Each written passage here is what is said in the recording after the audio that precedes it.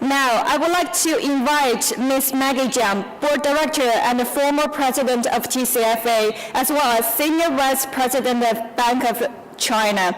Maggie will give an introduction to our conference keynote speaker, Henry Fernandez, and MSCI Chairman and CEO, and he will be interviewed by Mr. Ramy Incoencio, who is a TV anchor from Bloomberg. Thanks.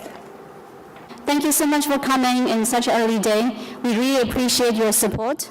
Today is my great honor to be here and introduce Mr. Henry Fernandez, Chairman and CEO of MSCI. Every year, TCFA board directors work very hard to invite the most exciting speakers for the topics that people care particularly about. With the inclusion of China into MSCI's Emerging Market Index last year in 2017, we reached out to MSCI and asked for Henry Fernandez's time. We were so delighted that the office said yes, but very quickly we found out it was for 2018 conference, not for 2017. It's more than a year away. So fast forward, it's all worth the wait. Fast forward, after a year of planning, we are so pleased that Mr. Fernandez finally here to be with us and to give us the inside stories of the inclusion, what happened leading up to the inclusion, and the market performance and reactions post-inclusion. I won't read the achievement of Mr. Fernandez in his bio word by word, but I would like to highlight a few. As chairman of and CEO of MSCI, Mr. Fernandez has led the firm over 2 decades to the current position as a premier provider of index and portfolio construction and risk management tool for institutional investors. MSCI has revenue over $1.3 billion and is listed in New York Stock Exchange.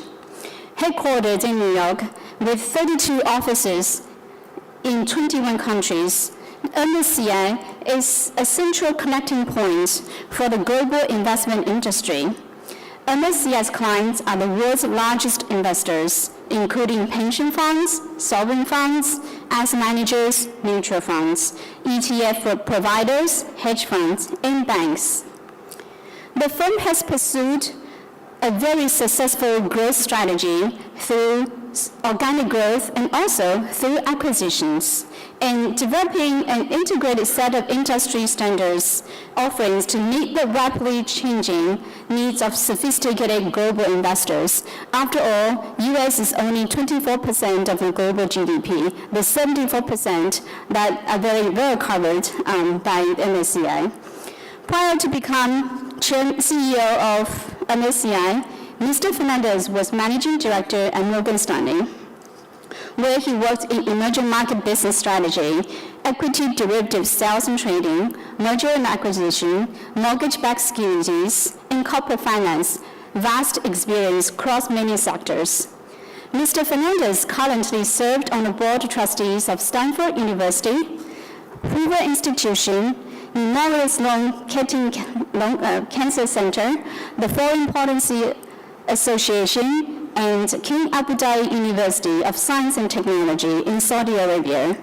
Previously, he served on the board of trustees of Georgetown University, Trinity School, the Brahmin School, and Mexican Derivative Exchanges. Mr. Fernandez has a BA from Georgetown, MBA from Stanford University, and pursued doctoral studies in economics at Princeton University. He was born in Mexico and grew up in Nicaragua. He lives in New York City with his wife and 3 children.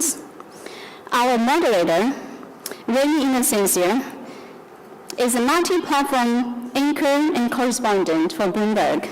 On television, he reports Bloomberg Daybreak Asia and Bloomberg Daybreak Australia. On radio, he provides updates throughout the trading day for Bloomberg stations in New York, Boston, and San Francisco.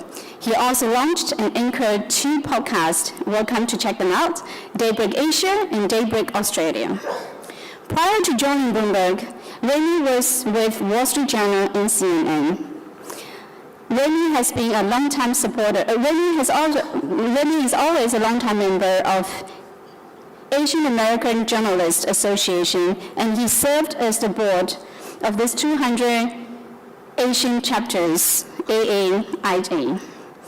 Ramy has been a strong supporter of TCFA. He moderated 2 of the 3 TCFA Bloomberg Pan-Asia Community Lunar New Year celebrations. Our audience were immensely impressed with how he extracted the best knowledge from his speakers. I know that many of you are like me, are just like me, woke up to Bloomberg Radio in the morning and sleep with Bloomberg Radio, Daybreak Asia program, and sometimes we even dream about the market. So we tend to feel that we are closer to Ramy than we are. To put an analogy in terms of my understanding of MSCI, I don't know how many of you have watched Moneyball. It's a book written by Michael Lewis and Brad Pitt. If you read the book or watch the movie, you appreciate the importance of scouts in sports. To me, MSCI is a data company, a modern company that scouts around to find out what is the next new frontier and the next new outlier so that they can bring the performance to the market. Let's hear this fascinating fireside chat by Ramy with interview with Mr. Henry Fernandez. Ramy and Henry, the stage is yours. Thank you.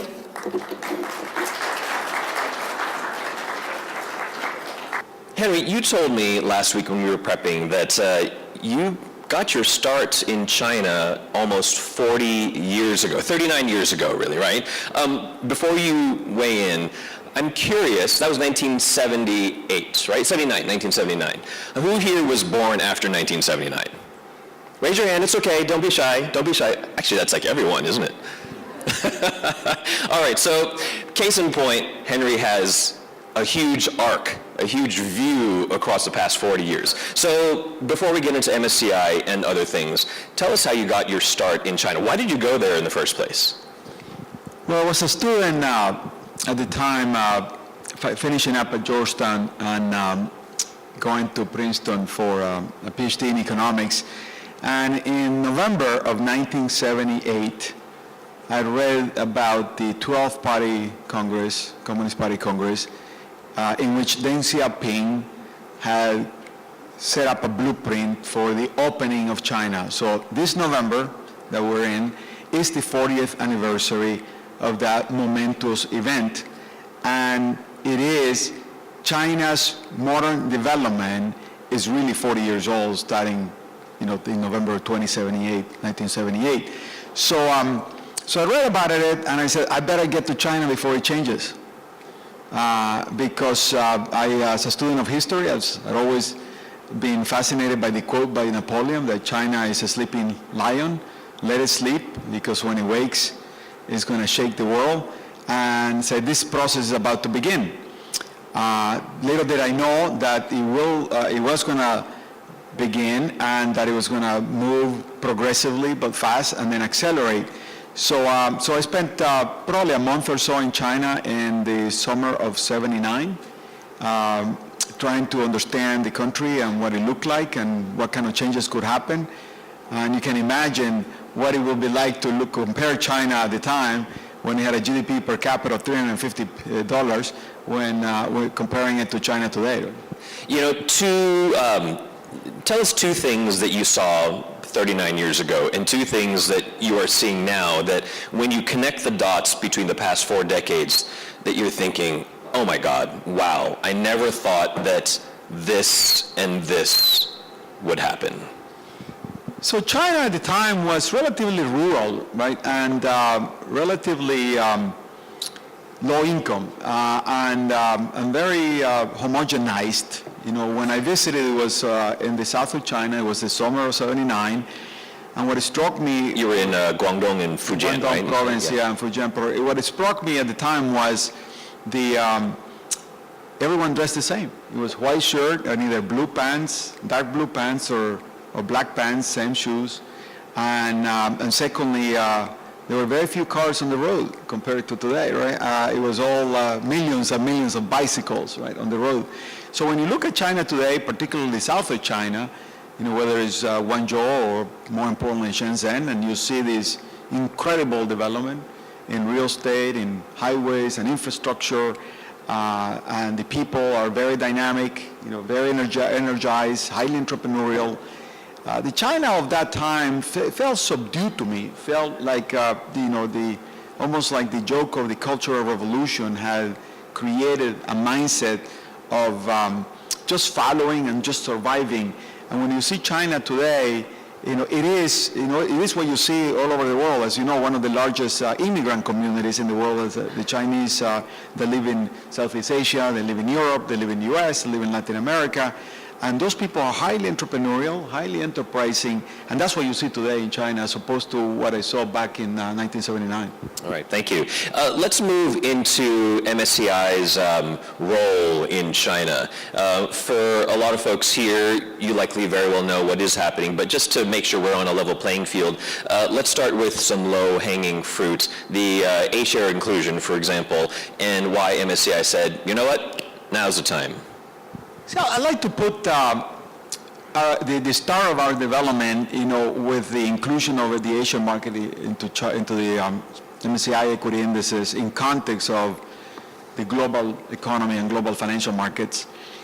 One of the most pivotal events in the last 20, 30 years of the global economy has been the incorporation of China's economic might into that global economy.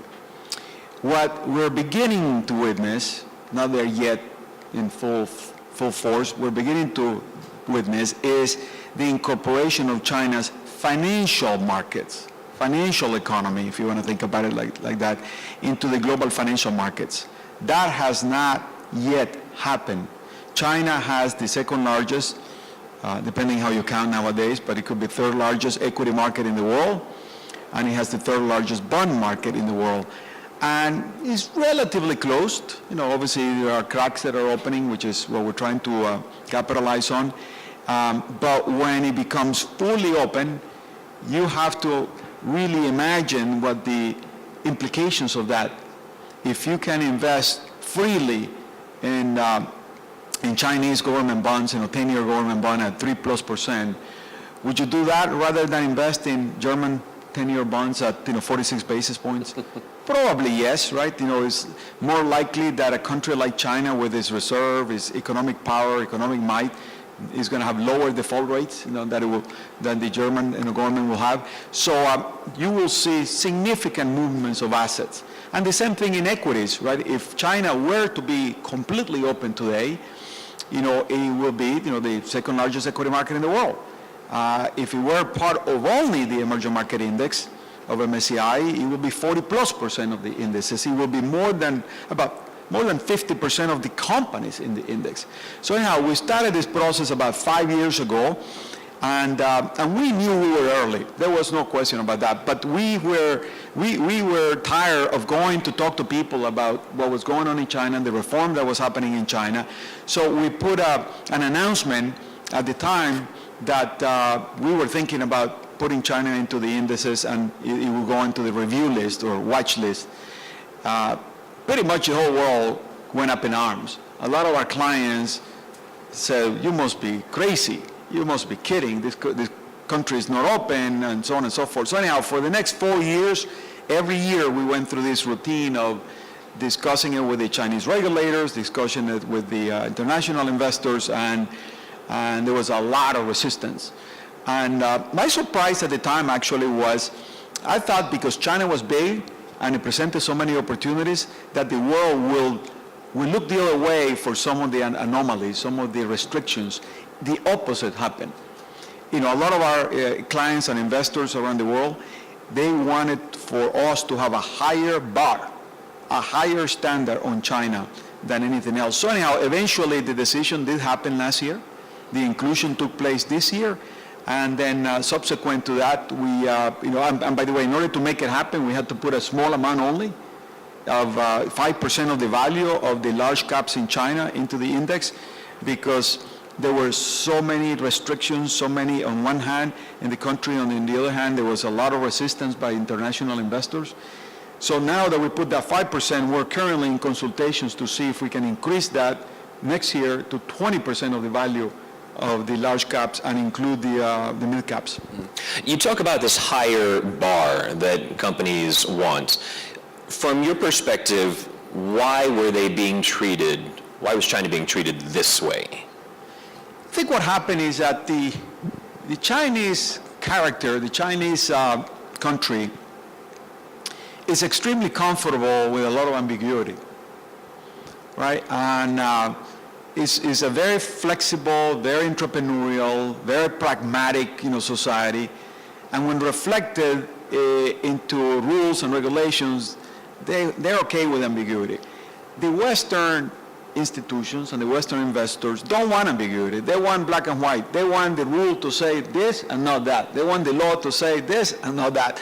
So therefore, when a lot of these investors, which are the biggest investors in the world, look at the development of China, they say, why do they have so many doors? They have the Stock Connect, they have the QFII, they have the RQFII. Now they're setting up a fourth door into the country, which is the Shanghai Free Trade Zone. And they say, why can they not be more organized, more structured in one area only? Why can the government, enact legislation, with the parliamentary part, enacts legislation, enacts black and white rules, and therefore they feel that the rules can change. They feel that they can invest in the country and it's a shifting ground, and their interests are going to be protected. The companies that they're investing in can move around, and therefore that's going to be an issue. I don't think we're going to change that character of China, and therefore it's going to be a process of getting used to that. The ambiguity, it's okay, and those precedents are not going to hurt you, but it's not the way the West is used to.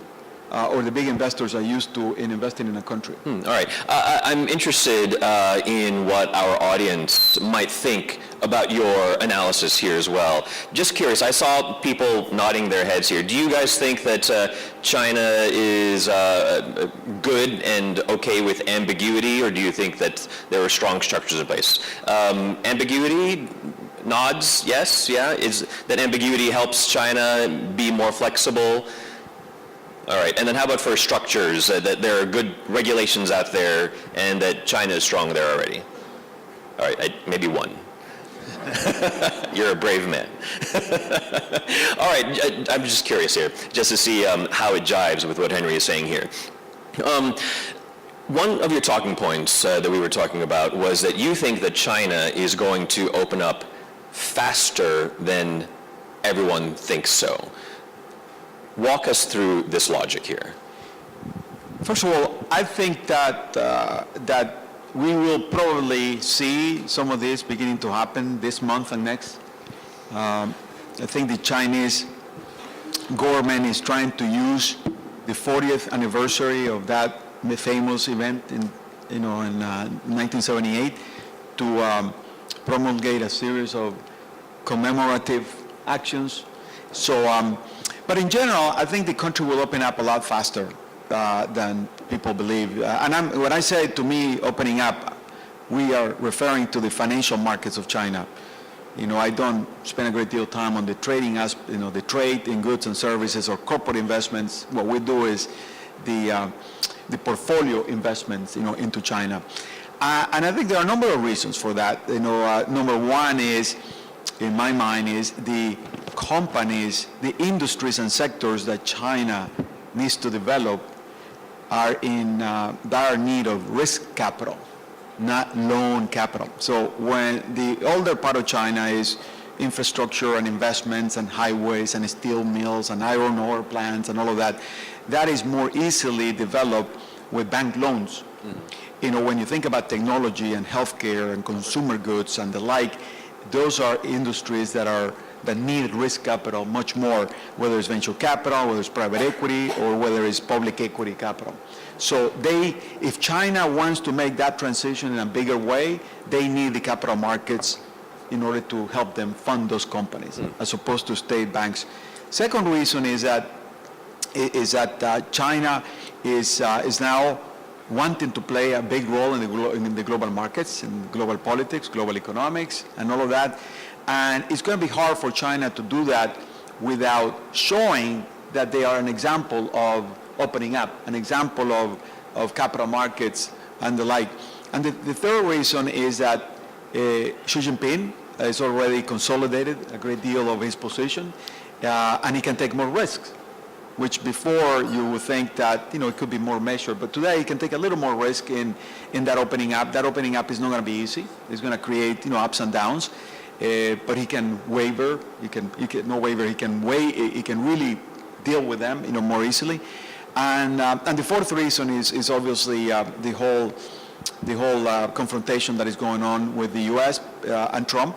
But not only the U.S. and Trump. I think the Europeans also want China to open up more. And in order to compensate a bit for the balance of the deficits that exist in the trade account, it would be good to do that on the capital account, on the investment account, and financial services. All right, terrific points there. I want to go back to your first point. Basically, you had been outlining the shifts that China is trying to embark on from to a service sector economy to consumer-oriented. I was just reading on my phone here just a Bloomberg article about how Alibaba Singles Day came in already with a record $24.3 billion in the first 16 hours. I think a lot of folks, and it's still not over yet, right? So it's still, people are still buying. There has been a concern that the retail sector might be taking a hit because of the slowdown in growth that we're seeing there. And of course, you mentioned the U.S.-China trade dispute, trade war, trade something that's happening between the U.S. and China, and how that's focused on Made in China 2025. So those are two of the biggest sectors there. I'm curious what you think, first of all, of the shift to the retail aspect of things and how that may continue to drive China's economic growth here. Yes, look, I think one of my recommendations to our clients is never bet against the Chinese government engineering either a soft landing of the economy or continued growth. In this day and age, with the financial crisis that took place 10 years ago and monetary policy being at fairly extensive levels, there's a lot of talk in Japan and in the U.S. and in Europe about the degrees of freedom, of the few degrees of freedoms that either the fiscal policy can affect or monetary policy can affect. So those tools that Western governments and developed economies like Japan have are significantly bigger, in China. The Chinese government has many more tools, many more tools than any other government almost in the world has to ensure that the economy goes along the way of what they wanted it to go. So I would not, there were a lot of people been betting, they've been short on China and all of that. I would not bet against that, right? So therefore, we're going to see a continuation of growth. Now, of course, the trade wars are going to have an effect. Of course, some of the leverage that exists in the banks and the state-owned companies are going to have some effect. And obviously, the new policies, the new tightening in the Fed, higher interest rates do have a negative effect on emerging markets, and China will be affected there as well. But in general, I think that at most this will be a slowdown. And now, what I believe also is happening structurally is that the United States and President Trump is actually giving a major gift to China, because maybe they don't see it that way. I don't know. Yeah, I mean, a gift of economic pain to some degree, but economic pain that the transformation from an export-led, infrastructure-based, investment type of economy to a more internally based, consumption-oriented, economy. That transformation is going to happen a lot faster now, because China will be afraid of its markets outside of China in the export-led economy, particularly the U.S. Could be close to them or more reduced.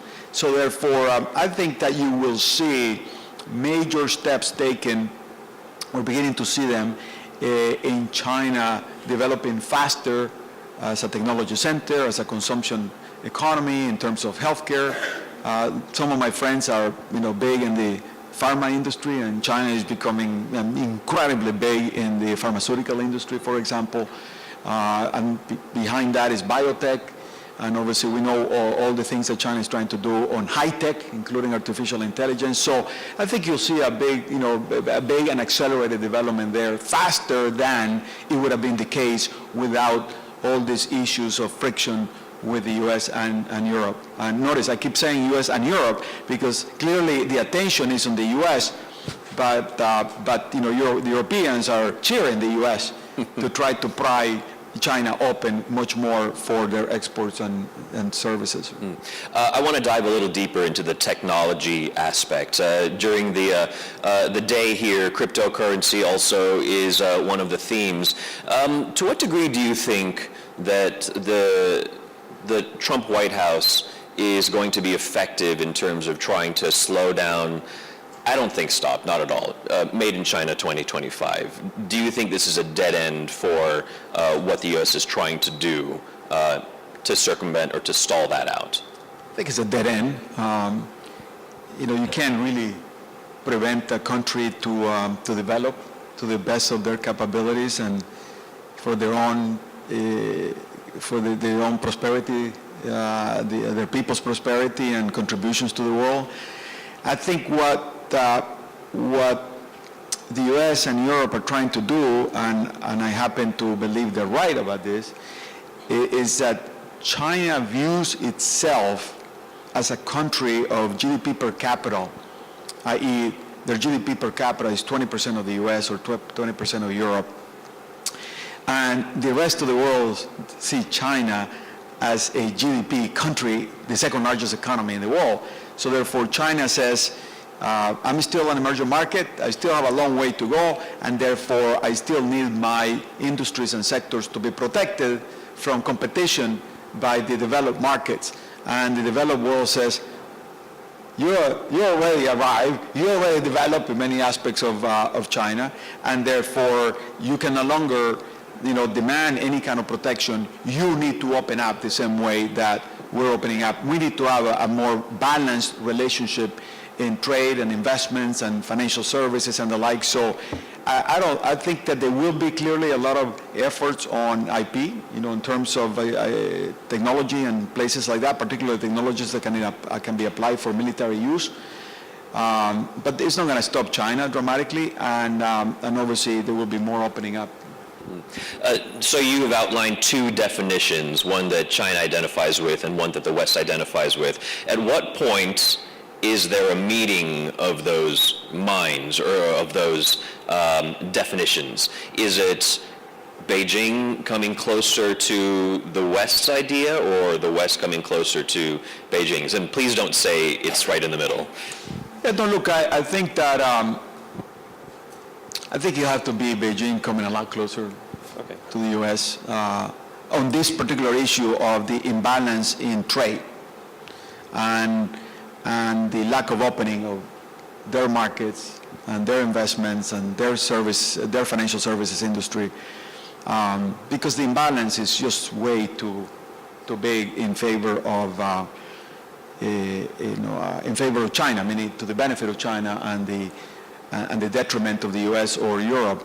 So that's going to happen, but I think it's going to be a question of how it happens and the will of the leaders to make it happen. I'm not optimistic that this is going to be accelerated, and the reason is, one of the attributes of China is got a long history. Right? You go there and they said 2,000 years ago, 4,000 years ago, and all of that. So when they look at this current administration, they said, we can wait it out. Mm-hmm. We can see what happens, and maybe the next president won't be as right. What's 4 years, right? What's 2 years here? Yeah. So we'll see. We'll have to see what happens this month. At the end of this month, I want to be in Argentina as well for the G20. So I'm going to be an observer of what the announcements could be between President Trump and President Xi Jinping. Right? All right. In terms of any hope You know, I'll take a step back here. Covering the U.S.-China trade war over the past 4, 5, 6 months, where it's been accelerating, at first we thought, oh, you know, it's just one level, and then it gets deeper, and then it gets deeper, and then it gets deeper. I mean, to the point where every day we're just waiting for, and let's be honest, it's more coming from Washington, D.C. than it is coming from Beijing, right? We can all admit that. To me, it's a headache that just gets worse. Here, all of you probably are watching it every day. You're thinking, what is next, right? I mean, I see a lot of people nodding their heads. But there is hope.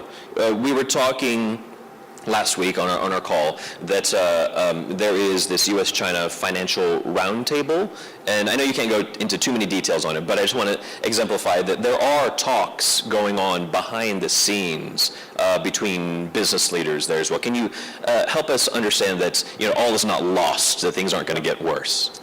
You know, in the relationship between two countries, especially the two biggest economies in the world, there are normally two levels of the relationship. There is the government to government, and there is the government to private influential people, in this case in financial services, right? So there's been a lot of engagement on our part with the Chinese government to see what recommendations we can give both the U.S. and the Chinese government from the private sector, particularly in investments and finance.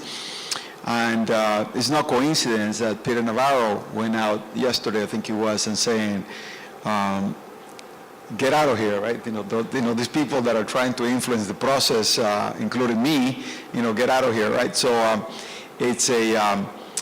but it is constructive, because I think that, like in any debate, you want to have different opinions, you have different perspectives, and it's not just about the two governments, you know, creating policy. It's about all of us being part of the system and understanding day to day what happens in the system and how can we offer recommendations and advice. Great, thank you. I believe that we are running out of time. We have about 5 minutes left. So I want to open the floor to questions here. And while you think about a couple questions, we have a couple microphone runners, I believe. Do we have some microphone runners? If we do, yeah, there we just raise your hand if you have a question. And while you guys are thinking about that, I want to get a measure of the room. Just curious here about what your optimism or your pessimism is about the U.S.-China trade war and when this might end. So I'm going to give you a couple timelines. Who is optimistic that this might end when Donald Trump and Xi Jinping meet at the G20, later this month, right? Raise your hand. Okay, got some optimists. 1, 2, 3, 4, 5, 6, 7, 8. How about by the end of this year? Let's say. By New Year's, when you're popping your champagne, something more to celebrate. Okay, not so many optimists there. Let's say by summer of 2019. Okay, a little bit more. So the further we get out, the more optimistic we get, but still not a lot. This is interesting. As we have these mic runners walk around, what do you think about the optimism or the pessimism that we're just seeing here in this room? Look, I think there will be some kind of announcement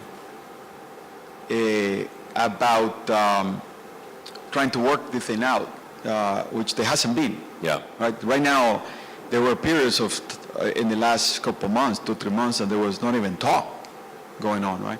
So it was exchange of information and ideas, but not really high-level talks. So there could be an important announcement, and the market rallies. But the bid and the ask is huge, right? There is the gap between what the bid and the ask is huge, and the problem is very large, very structural, and it will take probably decades to fix in terms of this imbalance of trade. So I think this is an area that we're going to be hearing a lot about for a lot of years to come. So there will be plenty of stories you can develop on them. You won't have any shortage. No. And the market will go up and down depending on the flavor of the story. This is probably, now that the midterm elections in the U.S. are over, this is probably one of the biggest overhang in the equity markets in the world, for sure in China, right, and Asia, and now a little bit in the U.S. All right. Yeah, on Bloomberg, we were saying from analysts that the downward turn in global stock markets is exacerbated by two things. One, it could be helped if the U.S. and China actually come to some kind of deal, and if the Federal Reserve makes a pause in terms of its rate hikes, but it doesn't seem like it's going to be doing that. All right, let's open this up to questions. I know we had a couple of folks here. How about we do 1, 2, who else has a question? 1, 2, okay, we got these two first. So 1 and then 2 over there, and then 3 in the front. Hello, Mr. Fernandez. My name is Patrick. I'm coming from Chicago. So during your speech, you actually mentioned that the support to the Chinese company should not only coming from the commercial banking, but also from the capital market. So my question is, from your perspective is, what will be the best time at this current stage to raise our position in the market? And can you make a little comment for the Chinese stock market right now? Yeah, clearly the market is down quite a lot, right? There are two reasons for that. China is now has one of the biggest technology companies in the world, and there's been a rotation out of high growth technology into other parts of the equity market. So there's been a downdraft of a lot of those tech companies inside China and trading in Hong Kong. So that has not much to do with trade. That is just a market, sentiment issue. But obviously, the equity market itself has gone down, a lot, particularly the state-owned, enterprises. So I think that that comes and goes. Markets they go up, they go down.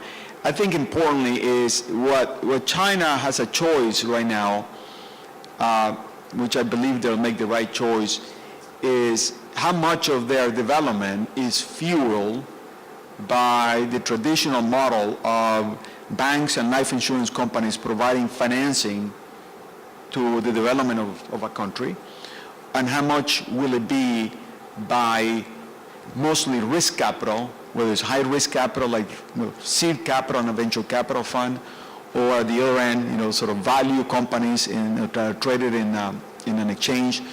It's a whole spectrum, but how much of that will be financed, what part of development of China will be financed by that? I think China will go that route. If you think about this, Japan didn't, Korea did not, Taiwan to a certain extent did not, and therefore it's a different form of development.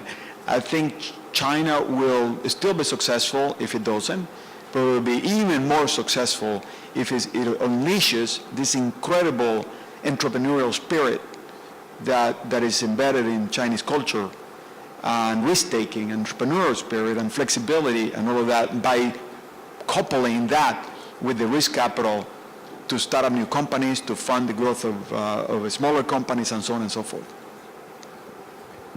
And we have another one in the 4th row back here.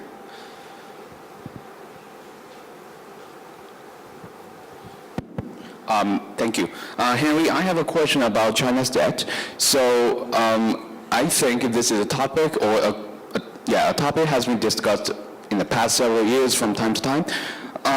So I just read some data from Bloomberg this morning, and it says China's debt to GDP ratio has been surpassed 260%, and it's higher than any sample in any country in experiencing the crisis, and the debt accumulation speed in the last 5 years is only second to the Spain in 2008. So I was curious, are you worried about this situation? So, and also we know that the leveraging process has been taking place in the past several years already, right?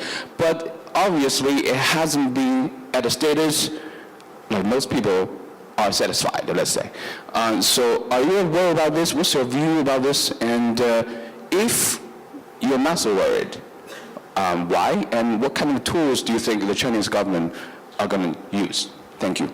Yeah, look, there is no question that the level of debt and the rapidly rising level of debt in the country is troublesome and of concern. and therefore I am worried about it, but not as much as a lot of other people. And the reason is that when you look at the state-owned companies and the high levels of debt that they have on the right-hand side of the balance sheet, what most people will tend to ignore is that on the left hand, they have enormous cash balances. Chinese state-owned enterprises, in terms of the deposits in the banking system, have been rising rapidly in the last 10, 15 years, right? So therefore, the net debt is not as big as is portrayed to be in those companies. You know, Chinese companies don't pay a lot of dividends. They don't buy back shares, so they just accumulate the cash. And then they've been doing well, so they keep accumulating more and more cash. So I think that's going to be a moderating effect on that level of debt.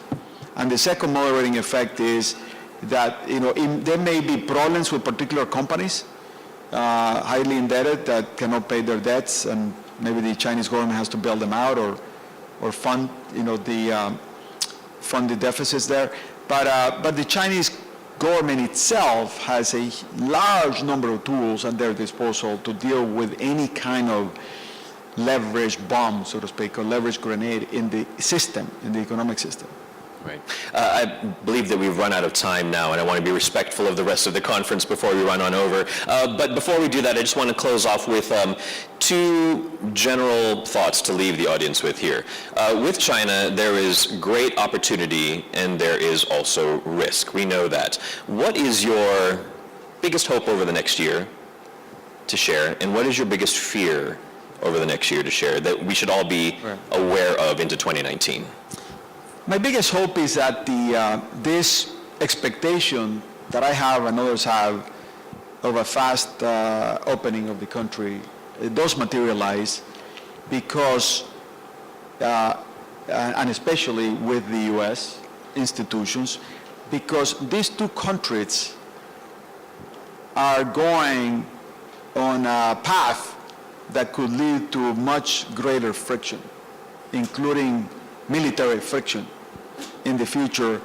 And we need to bind them together. We need to tie them together in more trade, more investments, in a more, obviously, more balanced way, in order to prevent that.